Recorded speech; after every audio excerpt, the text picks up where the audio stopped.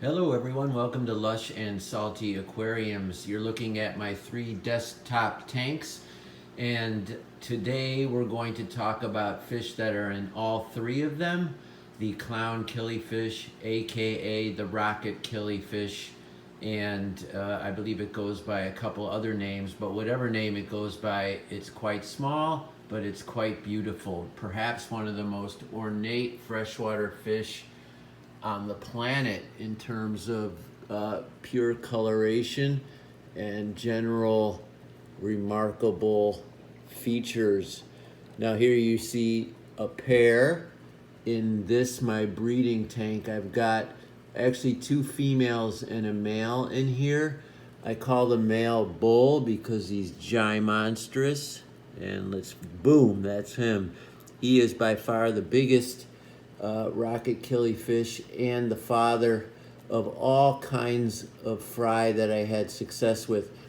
Clown killifish, not the easiest fish to raise, an egg scatterer, super small eggs, obviously, because of super small fish. But I've had success with them, and in this tank, which has a now semi-permanent, kind of like quasi-growing from the substrate bed of Java moss. I just trim the top of it. It stays thick and green and lush, and now it's thick like a carpet. And that's where the clowns will lay their eggs. That's where they did it last time. Last time I was delighted to find 1 or 2 little ones, and within a week I had at least a dozen. And I'm going to move over one tank because in this one are all the progeny from that one killifish. Here you see a group of juveniles starting to absolutely be in mating trim. The males with the longer, more rocket-like tail. The females a little plumper and slightly more drab. I actually find the females to be more desirable because I need good breeding stock. I have plenty of males like this guy.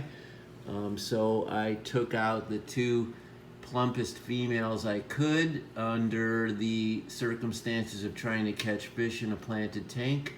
And those are the 2 you see here. So that female there is in great shape. I wish she was even bigger, but nice bold colors. The blue eye and a round tummy. So while I don't see the spawning with aka Bull, I'm pretty sure they're doing it because last time I didn't see the spawning either, and yet the babies showed up. I do not know offhand how long it takes for clown killifish eggs to hatch. But it seemed like within a couple weeks I had fry that were eating Hikari first bites, and then soon after that baby brine shrimp, which I hatch almost 24/7. Here you see a few young adults posturing in the center of this planted tank. So if I zip over here, just to make room actually for all these fish, I added 4 assorted clowns into this lovely planted tank, which has a small group of ruby tetras. They're shy, but healthy. They tend to stay in the back, and that's where they are right now.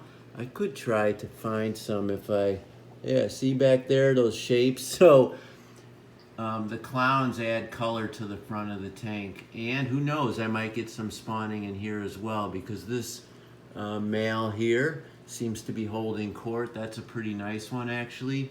And then you could see in back, that might be another male, and I know there's at least 1 female in here. I was catching them as juveniles when I moved them around in these 3 tanks, so I wasn't necessarily able to sex them in the exact way I would want, but I definitely want and recommend that you always have mixed.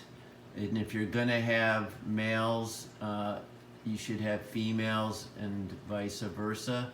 You could have a male only tank, kind of like people do with endlers, and I suppose you could have a sorority tank They're not aggressive fish, but I say why not have both sexes, because they will spawn in all kinds of conditions, and if the predators are at a minimum and the cover is significant and the water conditions suitable, you might just see some fry.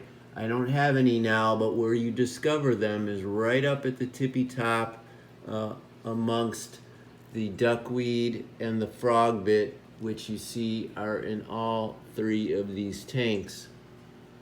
In any event, I have had success. I might have 20 clown killifish at least at this point, which is pretty sweet. They can go for $10 a piece, so you do the math.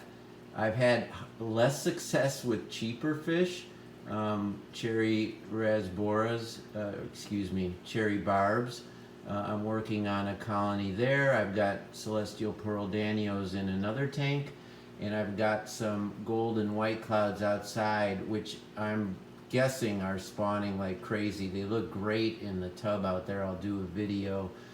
But what I have had success with, demonstratable success with, because the proof is right here in this tank. I wish I could focus on a whole bunch of them, because there is a whole bunch of them in here amidst all these cherry shrimp, which may or may not be predators for their eggs.